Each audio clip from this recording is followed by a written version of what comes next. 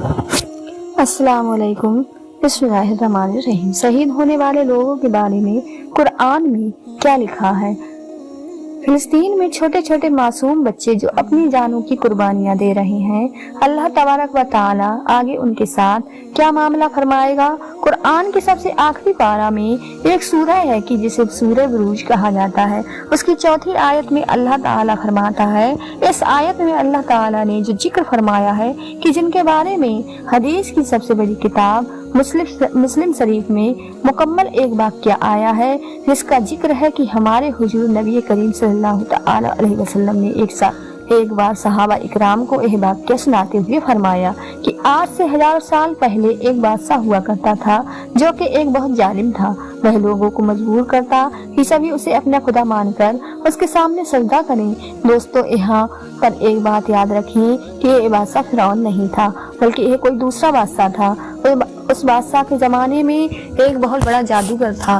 बादशाह उस जादूगर की बहुत इज्जत किया करता था, लेकिन जब वह जादूगर बूढ़ा हो गया तो एक दिन उसने बादशाह से कहा कि ऐ बादशाह सलामत, अब मैं बूढ़ा हो गया हूँ, कुछ पता नहीं कब मेरी मौत का वक्त करीब आ जाए, इसलिए आप मेरे पास कोई छोटे लड़के को भेज दिया करें ताकि मैं उसे अपनी जादू की कला सिखा सकूं, वरना मौत के साथ मेरा यह हुनर भी खत्म हो जाएगा। तो बादशाह को भी यह बात मुनासिब लगी और उसने अपने शहर के एक 10 साल के लड़के को पर यह जिम्मेदारी लगाई कि वह रोजाना जादूगर के पास जाकर उससे उसका इल्म सीखे। बादशाह के हुक्म पर वह लड़का रोजाना जादूगर के पास जाने लगा और उसके पास कई घंटे बैठकर जादू के बारे में सीखता रहा। वह लड़का रोजाना जिस रास्ते से जादूगर के पास जाता तो उसी रास्ते में एक पेड़ के नीचे एक अल्लाह वाले बुजुर्ग उसे रोजाना बैठे नजर आते। पहले तो कई दिनों तक वह उन्हें नजरअंदाज करता रहा, लेकिन एक दिन वह लड़का उन अल्लाह वाले बुजुर्ग के पास गया और उनसे उनके बारे में मालूम किया। तो अल्लाह वाले नेक बुजुर्ग ने उस बच्चे को दीन की बहुत सी बातें सिखाई जो कि उसे बहुत ज्यादा पसंद आई, और फिर वह रोजाना जादूगर के पास आते जाते थोड़ी देर के लिए इन अल्लाह वाले के पास बैठकर अल्लाह की वहदानियत और इसकी इबादत के बारे में सुनता रहता। लेकिन अब एक नया मसला खड़ा हो गया कि अल्लाह वाले के पास बैठने की वजह से हमेशा उस लड़के को जादूगर के पास पहुंचने में देर लग जाती, जिसकी वजह से जादूगर इस लड़के को बहुत डांटता।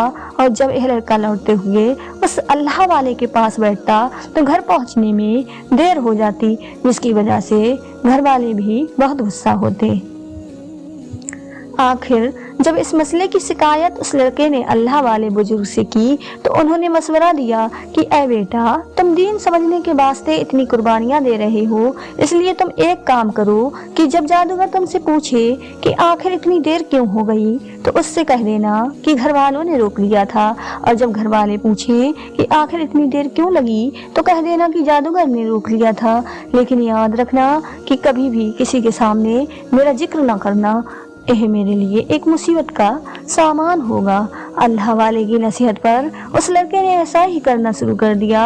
एक दिन रास्ते से जाते हुए अचानक बीच सड़क में एक बहुत ही जहरीला सांप आकर बैठ गया, जिसे देख सभी लोग अपनी जगह खड़े हो गए। कोई आगे बढ़ने की हिम्मत न कर सका। तो उस वक्त उस लड़के ने अपने दिल में सोचा कि आज मैं आजमा कर देखूंगा कि आखिर जादूगर सच्चा है या वह अल्लाह वाले बुजुर्ग। और फिर उस लड़के ने एक पत्थर उठाया और अल्लाह से दुआ करते हुए कहा कि ऐ अल्लाह, अगर जादूगर सच्चा है और वह नेक बुजुर्ग झूठे हैं तो मेरे इस पत्थर से सांप को मौत के घाट उतार दे। इतना कहकर उस लड़के ने पत्थर चला दिया, लेकिन उस पत्थर से सांप पर जरा भी असर ना पड़ा, बल्कि वह तो और ज्यादा हुस्काने लगा। तो इस लड़के ने दूसरी बार आजमाने के लिए एक दूसरा पत्थर उठाया और कहा कि ऐ अल्लाह, अगर अल्लाह वाले बुजुर्ग सच्चे हैं और जादूगर झूठा है तो मेरे इस पत्थर से सांप को मौत के घाट उतार दे। अब यह कहकर जैसे ही उस लड़के ने पत्थर चलाया तो सांप को लगते ही वह मर गया, जिसे देख इस लड़के को भी यकीन हो गया कि अल्लाह वाले बुजुर्ग सच्चे हैं और जादूगर झूठा है। जब इस लड़के ने जाकर यह बात और अल्लाह वाले बुजुर्ग को बताई तो वह भी बहुत ज्यादा खुश हुए और कहा कि बेटा, अब तुम मुझसे बेहतर बन चुके हो, इसलिए आज से तुम भी लोगों को अच्छी अच्छी बातें सिखाया करो। हदीस में आता है, उस 10 साल के लड़के को अल्लाह ताला ने अपनी कुदरत से इतनी ज्यादा ताकत अता फरमा दी थी कि वह हर तरह के मरीज को अल्लाह से दुआ करके बिल्कुल सही कर देता। उसके पास चाहे जैसा भी मरीज आता, वह उसके सर पर अल्लाह का नाम लेकर जैसे ही फूंक मारता तो वह मरीज बिल्कुल ठीक हो जाया करता। यहाँ तक कि यह खबर बादशाह के एक खास वजीर तक पहुंची। वह वजीर कुछ बीमारियों की वजह से आंखों से अंधा हो गया था, इसलिए यह खबर मिलते ही वजीर जल्दी से उस लड़के के पास पहुंचा और कहने लगा, अरे बच्चे, मैं तुम्हारे लिए बहुत कीमती तोहफे लेकर आया हूँ, तुम इनको कबूल करो और मेरी आंखों को ठीक कर दो। तो उस लड़के ने जवाब दिया कि मुझे तुम्हारे तोहफों की कोई जरूरत नहीं और आंखें मैं ठीक नहीं करता, बल्कि मेरा अल्लाह ठीक करता है। इसलिए तुम इस बात की गवाही दो कि अल्लाह के सिवा कोई माबूद नहीं। तो मैं दुआ कर दूंगा कि अल्लाह ताला तुम्हारी आंखें ठीक कर दे। लड़के के कहने पर वजीर ने फौरन ईमान कबूल कर लिया। तो लड़के ने उसकी आंखों पर हाथ रखकर जैसे ही दुआ की तो वजीर की आंखें बिल्कुल ठीक हो गईं और वह इतना ज्यादा खुश हुआ कि आगे बढ़कर उस लड़के को गले से लगा लिया। उसके बाद जब अगले दिन वह वजीर बादशाह के महल में पहुंचा तो बादशाह भी उसे देखकर हैरान रह गया कि आखिर मेरे नाबिना वजीर की आंखें कैसे वापस आ गईं। तो उस वजीर ने जवाब दिया कि बादशाह सलामत, यह आंखें मुझे मेरे अल्लाह ने दी वापस की हैं। यह सुनकर बादशाह को बहुत ज्यादा गुस्सा आया और वह कहने लगा कि क्या तुम मेरे अलावा भी किसी को अपना खुदा मानते हो? तो वजीर ने कहा कि हाँ, मैं जिसको खुदा मानता हूँ वह आपका भी रब है और मेरा भी रब है और उसी ने तमाम दुनिया को पैदा किया है। सुनकर बादशाह को बहुत गुस्सा आया और उसने पूछा कि आखिर तुमको इस बारे में किसने खबर दी? तो वजीर ने जब इनकार किया तो बादशाह के हुक्म पर उस वजीर को बहुत ज्यादा मारा गया। आखिर मजबूर होकर वजीर ने बादशाह को सब कुछ बता दिया। वजीर के बताने पर उस लड़के को महल में बुलाया गया और फिर बादशाह ने गुस्से में उस लड़के से पूछा कि आखिर तुम्हें इस नए दीन के बारे में किसने बताया? तो पहले तो उस लड़के ने भी इनकार कर दिया, लेकिन बादशाह की तरफ से बहुत सख्ती पर उस लड़के ने सब कुछ बताना शुरू किया। तो अब बादशाह ने उन अल्लाह वाले बुजुर्ग को भी महल में बुलाया और अपने वजीर के साथ खड़ा करके कहा कि तुम दोनों अपने दीन को छोड़कर मुझे अपना खुदा मान लो, वरना दोनों का बहुत बुरा अंजाम होगा। लेकिन दोनों हजरात ने साफ इनकार किया। तो बादशाह ने एक लकड़ी काटने वाला आरा मंगाकर उन दोनों को काटकर शहीद कर दिया। बादशाह समझ रहा था कि ऐसी दर्दनाक मौत देखकर यह लड़का खुद ही इस नए दीन को छोड़ देगा, लेकिन वह लड़का बराबर इनकार करता रहा। आखिर मजबूर होकर बादशाह ने गुस्से में अपने कुछ सिपाहियों को हुक्म दिया कि इस लड़के को किसी ऊंचे पहाड़ पर ले जाकर नीचे फेंक दो। बादशाह के हुक्म पर वह सिपाही जैसे ही उस लड़के को लेकर एक ऊंचे पहाड़ पर पहुंचे और उसे नीचे फेंकना चाहा तो अचानक उस लड़के ने अल्लाह से दुआ करते हुए कहा कि ऐ अल्लाह, मेरी इन लोगों से हिफाजत फरमा। जैसे ही उसने यह दुआ मांगी तो अचानक पहाड़ हिलने लगा और वह सभी वजीर पहाड़ से नीचे गिरकर मर गए। वह लड़का अकेला ही बादशाह के दरबार में पहुंचा। तो बादशाह ने पूछा कि आखिर मेरे वजीरों का क्या हुआ? तो उस लड़के ने जवाब दिया कि मेरा अल्लाह उनके लिए काफी हो गया। यह सुनकर बादशाह को और ज्यादा गुस्सा आया और उसने अपने दूसरे कुछ सिपाहियों को हुक्म दिया कि जाओ और इस लड़के को एक नाव में बिठाकर समंदर के बीच फेंक आओ। बादशाह के हुक्म पर ऐसा ही किया गया, लेकिन जैसे ही वह सिपाही समंदर के बीच उस लड़के को फेंकने लगे तो अचानक नाव इतना ज्यादा डगमगाई कि वह सिपाही समुद्र में गिर पड़े और अल्लाह तबारक व तआला ने फिर से इस लड़के की हिफाजत फरमाई। वह लड़का फिर से बादशाह के दरबार में पहुंचा तो बादशाह उसे देखकर और ज्यादा परेशान हो गया। दरबार में पहुंचते ही उस लड़के ने बादशाह से कहा, ऐ बादशाह सलामत, आप चाहे जो भी कर ले, मुझे कत्ल नहीं कर पाओगे क्योंकि मेरा अल्लाह मेरी हिफाजत करता है। लेकिन एक तरीका है कि अगर आप उस पर अमल करेंगे तो आप मुझे قتل کر سکتے ہیں۔